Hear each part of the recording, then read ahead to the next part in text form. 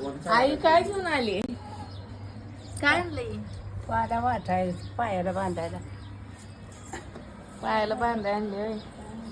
काय पायात काटा मोडलाय तिच्या. ही आई घेऊन आली बघा. आईला किती मया असते लेकीची. आता सारखे पाय धरून पडायला बनते ह्यानं लगी काटावर येतोय संध्याकाळी. नाही रस पिळा उकळून तरी ते होत असतं. तर आईच्या पायात मोडलाय काटा बरं का. ही पहिल्याच आयुर्वेदिक ट्रीटमेंट. तुम्ही पहिलं असं करायचं.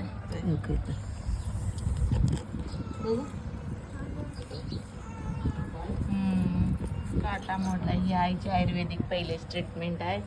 तिच्या पायात मोडलाय काटा. ही घेऊन आली आई वाटून.